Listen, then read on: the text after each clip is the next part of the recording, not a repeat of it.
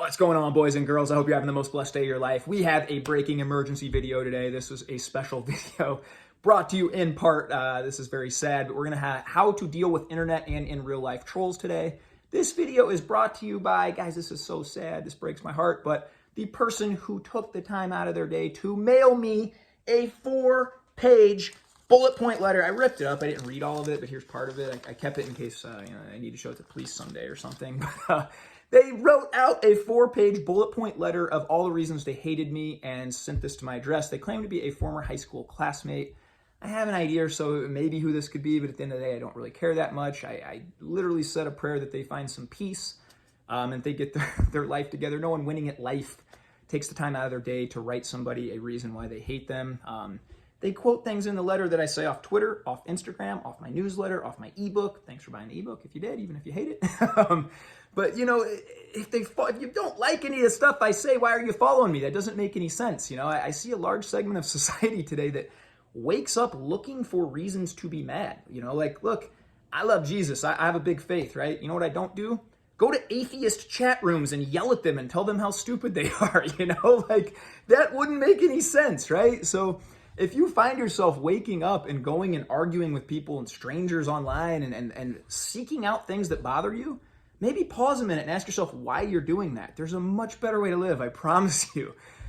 So I'm going to address a few of the things in those letters today. Some of them I think are really, really funny, and a couple of them have good lessons, I think, and takeaways. And then I also wanted to talk for anybody who's interested in sharing and building a social media platform. Now that I have almost 50,000 or so people across these networks, about 43 on Twitter, this is just going to happen. You know, I'm literally branded. I'm called the most positive guy on Twitter. That's what oh, Ty is the most positive guy on Twitter. And yet every single day on Twitter, I get hate, man. It's to the point where I think, you know, with a large audience, if I tweet right now, man, I love apples. I just ate an apple. It was delicious. Within an hour, I'll be labeled anti-pear. Then somebody else will come in, bro, you're an idiot. Peaches are the best. How could you ever eat an apple? The peach is more optimal. Like some of these people are just literally, I don't know where they come from. I don't know if they're trolls or bots or what they are. But I'm going to talk about my top 3 ways and how I personally deal with these people. And if you're going to share on social, you just got to expect this. Again, I'm the king of positivity. All I do is encourage people. I uplift people. I try and promote positivity, kindness, building everybody up. And yet I get this stuff every day. So if you're going to share, you got to know this coming in. At some point, you'll hit a certain level where this is just bound to happen. So here's my few best tips and takeaways to talk about it. Before we get into it, what I really want to address too, and this is, guys, I'm just talking to Christians here and fellow believers, so tune me out for 30 seconds. I'm going to go on my soapbox here. But guys, all over this letter is Bible verses. At one point it says, you should kill yourself. And then a couple lines later, there's like 4 Bible verses, you know, like, come on, you know, I think nothing keeps people away from Jesus and the church as much as Christians and the way they use their Bible as a weapon to judge other people. I always say, you can use your Bible to judge me all you want. I'm going to use mine to just love you right back. Because when I study Jesus and I look at his life, bro, I'm not a perfect guy, man. I will make a mistake, probably 10 of them by the end of this video. I have bad thoughts. I have bad actions. Every day I'm trying to get better. I talk about this very openly. I've made every mistake in the book, right? You can judge me if you want, or, you know, you can just encourage and help build up. And this is the way I try and live. And so often I just see Christians, oh, they can't come to church because of this. Oh, did you know this person, you know, they're not a real Christian because of that. I get this all. I can't be a real Christian because I play poker. I hear that all the time. If you were a real Christian, you wouldn't play poker. Guess what? It's a personal faith. Another one I get that is just insane. You can't be a Christian because you don't wear a shirt.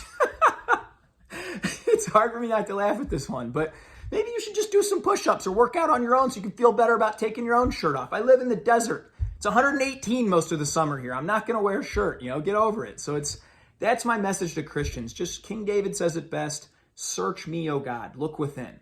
And look, the Bible's also clear. If you truly feel compelled and convicted that you need to say something to me or another believer, just shoot me a message. I'm open to it. I hear this stuff all the time.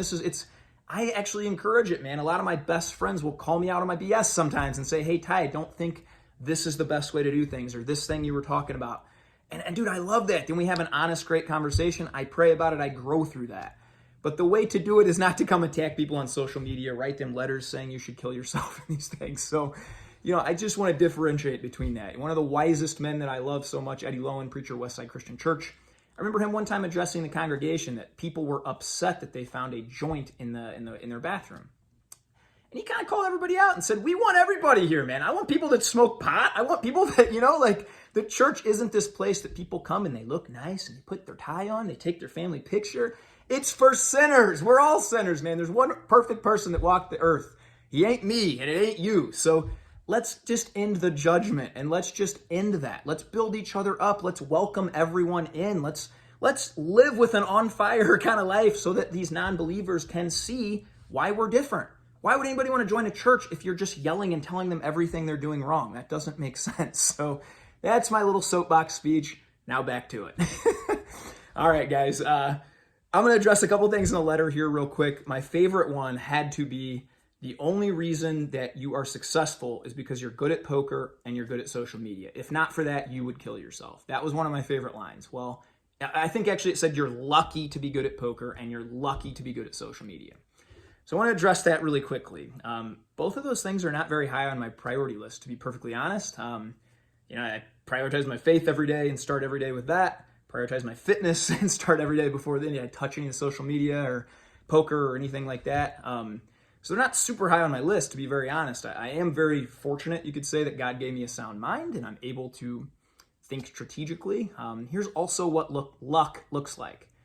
I've been playing poker for 18 years. I've put over 1,000 hours of study into this game, and I've played 17-ish million hands at this point.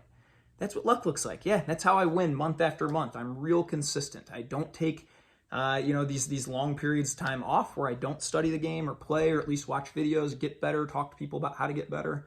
And regarding social media, I've now been posting for about 21 months, and I have yet to miss a day.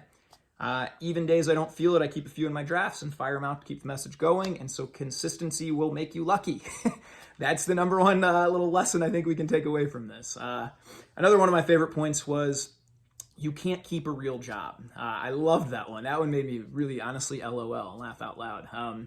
So I fired my company about 8 or 9 months ago. This is something I worked really hard towards. And I won't even say my wife and I worked really hard towards this for about 6 years. To create enough passive income, to create and minimalize our life, and basically just to be able to live life on our terms how we want. It's not optimal for me to sit at a desk all day and sell credit cards and things like that at the bank. I'm grateful for my time there, but that wasn't my calling. I get more filled up by coaching men and doing the things that I do now and leading retreats and getting to do these fun things that I get to do and being home with my family. That was the main reason that I got to fire my company. So those are my top 2 favorite things. And now that we're done with that stuff, let's get in to what you guys can apply the top 3 ways I deal with internet trolls, and I think that you can too. Number 1, this is my process. Somebody posts very negatively. First thing I do, this is very hard. This is taking a lot of training. I still mess up on this all the time. I say a quick prayer for them. I say, I hope that they find peace. God, come into their life. Show them some peace. Help me to respond with kindness. I always try and give them one kind thing back. Now, there are some things that are over the line. When we adopted our first son, Kingston, there were some messages that were just vile. Those people got not only blocked, but reported for saying some of the terrible things that they said. So there is going to be a line, obviously, where they're just going to be done. But if it's just, you're an idiot because apples aren't as good as peaches type thing, I always respond with some kind of humor, something to try and take their guard down, something to be kind back, and always just end with have a great day, bro. I hope you have a fantastic day, something like that. Then if they persist again, it's going to be an insta block. I think that you have to guard your peace above all else. And especially as you grow your following and grow your account, you just don't have time to deal with these people. So that's my number 1 thing. Say a little prayer, give them one more chance with kindness. And then if they pursue, that's it. That's the end of it. Number 2, this has become my favorite actually lately. I heard this tip from somebody and I love it. Just mute them. I call it send them to the abyss. So on Twitter, on Facebook, you can unfollow and mute people. So they just keep angrily tweeting at you or chatting at you, and you have no idea, man. So I know this makes me kind of a bad person maybe, but I get a lot of joy out of knowing that some dude right now is probably just angrily tweeting at me, and I don't ever see it. So send them to the abyss, mute them. You can also mute keywords, and this has been big for me too. I mute Trump, Biden, vaccine, get COVID. I mute all these crazy things that I don't want in my feed filling my mind. this is a cheat code. If you're out there either sharing or not, I don't want these things in my mind. I don't want to talk about these things. These are things that I try and put aside. So you can mute these words too from your timeline and never see them. Number 3, and this is the big tip, give them zero real estate in your mind. You need to be very intentional and know coming in, this is going to happen. There's no way around it. People are going to come out and say some nasty, not nice things.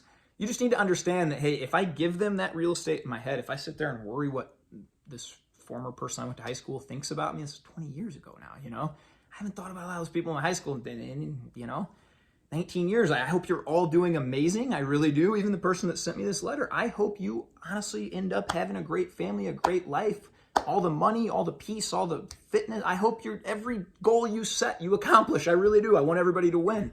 But I'm not going to worry what they think of me. You have to be super authentic to yourself and give them zero real estate. So I go back to if God loves me, I love me, and my wife loves me, I'm good. If you're going to share every day and put your thoughts out there and share who you are, some people aren't going to resonate. They're going to hate on you, and that's okay. You need to understand it's a projection of them. No mentally healthy people seek these things that upset them and try and argue with strangers or even people they know about them. Like, no one that's winning at life does this. So you need to understand it's just a projection of what's missing in them and truthfully has nothing to do with you. So those are my tips. I have one last little message for this person who sadly mailed me the letter. I think you got two choices from here. I think the first option I'm going to give you is a really good option. I think you should take it. I think you should unfollow me. I think unsubscribe to my YouTube, block me. Unsubscribe to my Twitter, block me. Delete the ebook. Unsubscribe to my newsletter. Just go do things that make you happy. Maybe you like yoga. Maybe you like dancing. Maybe you like taking walks. Maybe you want to be a good mom. Maybe you want to, maybe you want to focus on some of these other areas of your life that you can win at and you can be great at instead of worrying what I'm doing. Who cares? If you don't like me, who cares what I'm doing, So that's my option 1. If you don't take that option, I think you got option 2. And if you're insistent on watching me and following me and everything that I do, I would pull up a comfy chair. And I would prepare to be a little more upset about it because I feel like what God's put on my heart and the mission and what I feel like I'm called to do and keep going, I don't think it's going to slow down anytime soon. So we're rapidly approaching 43,000 teammates here on Twitter, continuing to grow across some other social media platforms. And I think if you're determined to be angry about that, get a comfy chair. It's going to be a decent ride, I think. So enjoy it. I hope you guys truly have the greatest day of your life. I want everyone to win, even the person who sent me this hate mail in the hopes I die. I hope you have a great day. I really do. I hope you have the best day ever. Let's go spread kindness. Let's be joyful. Let's enjoy this gift of the day and go out and get it. Much love, fam. You have a great day.